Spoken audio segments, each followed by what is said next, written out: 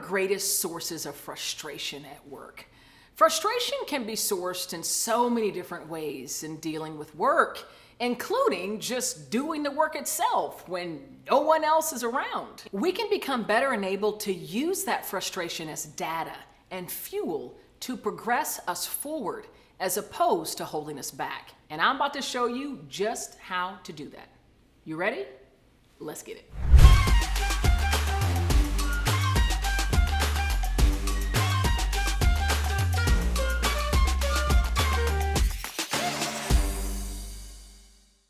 Frustration at work, if we allow it, can be a resource to guide us forward towards our greatest career goals and objectives. An important part of allowing that is understanding the sources of our frustration. In this video, I'm first going to walk through how to group and identify different sources of frustration. I want to walk you through an exercise that will enable you to use your frustration as fuel for growth moving forward. The first part of being able to use your frustration as a guidepost and as fuel for growth is to group together your sources of frustration. So the way that you can do this is what I call taking an emotional inventory throughout the day.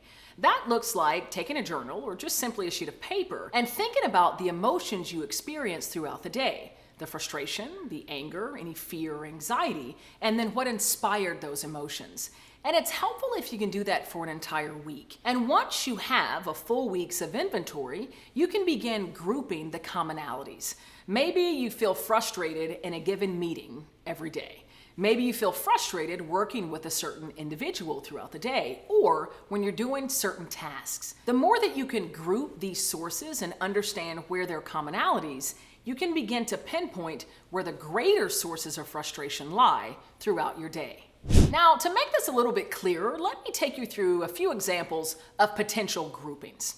The first being your interpersonal relationships. Now, this looks like maybe a certain individual that you interact with on a consistent basis. There's always some level of frustration, anger that gets inspired whenever you're collaborating or communicating with this individual. That's sparking some level of opportunity within that interpersonal relationship.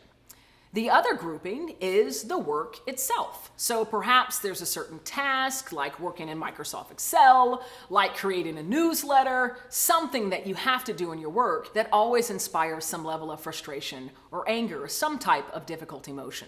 So one of those groupings could indeed be the work or some aspect of the work. Now, the last grouping is maybe a little bit more ambiguous, and that is yourself, right? Yourself.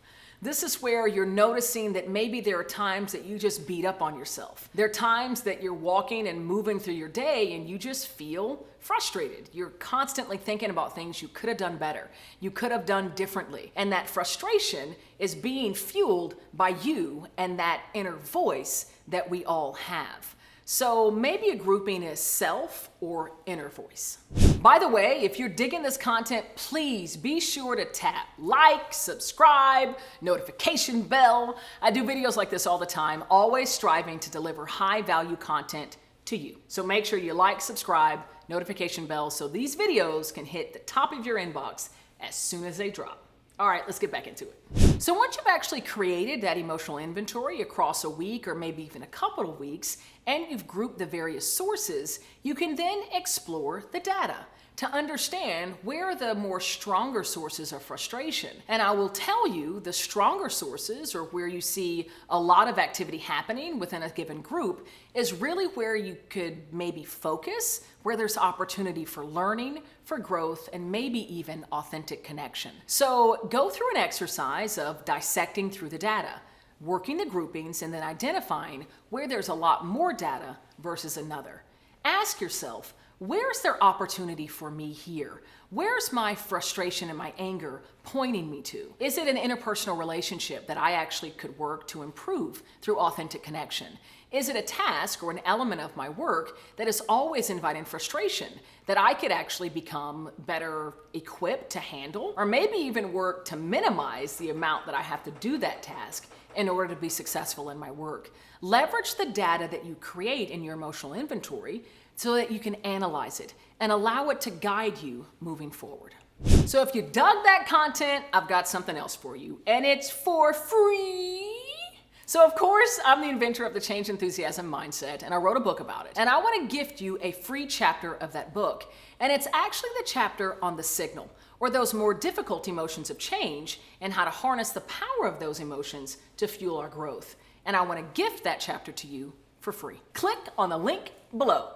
I want to make sure you have the research, the data, and the insights to fuel your growth through even your most difficult change challenges. I'm Cassandra Worthy, and until we meet again, keep growing and keep rocking.